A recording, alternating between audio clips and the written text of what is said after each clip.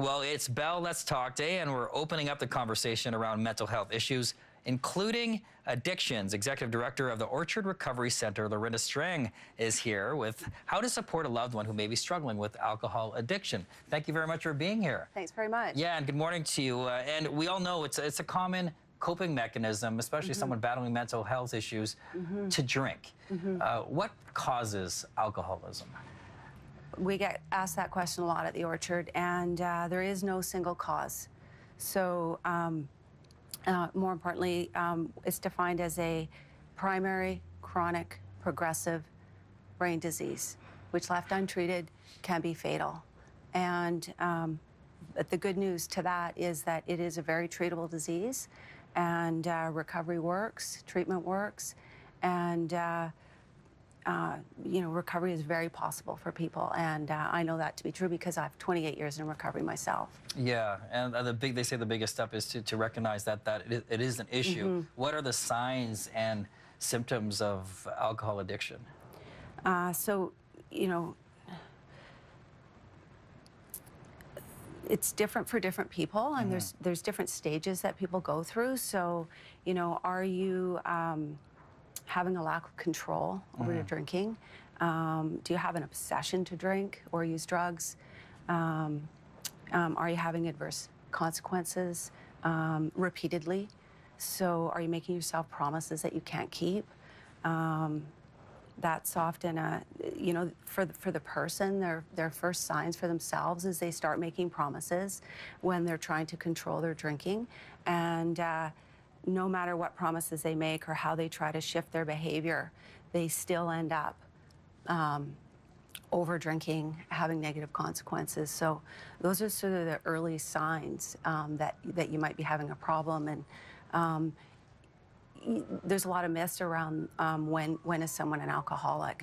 And most people think of a daily drinker that has to wake up in the morning and have that drink to steady their nerves to even feel normal, and that's late-stage alcoholism. So there's binge drinking and overuse of your drinking, and so thinking about what is your intention when you go out to drink. And if you're having those questions with yourself, then you got to see if you can pull yourself back, and if you can, do. And if you can't, then you need to ask for help, and the sooner you ask for help, the better.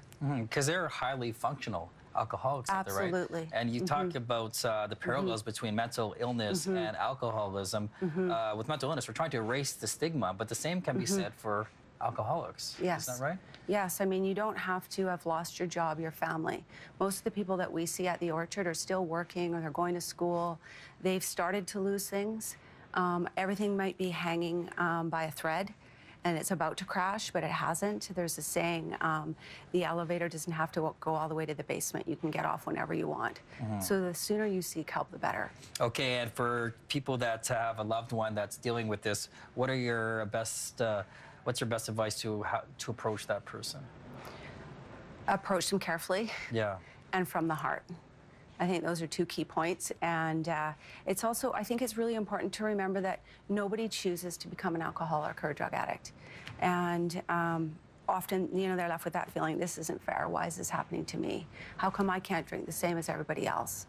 And if you can approach the person with love and compassion and understanding, and learn to listen to learn, say what you mean and don't say it mean is a saying, and ask for help.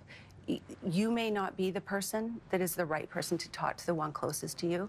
So seek help for yourself, and you're going to need some strength to have these conversations. And so having some outside help, you can go to Al-Anon or Codependents Anonymous and get some help. Thank you so much for the information this morning. Valuable, and also, like I said, it just totally correlates to mental health that we're creating awareness for today at Bell Let's Talk. If you want to watch the segment again, you can check out our website. And just a reminder now, for every text, phone call, hashtag using hashtag Bell Let's Talk, and every Facebook share of the Let's Talk Day image, Bell will donate 5 cents to mental health initiatives. And thank you again for being here, Lorinda, from Orchard Recovery Center. You guys do great work. Okay, stay with us. Your top stories are next.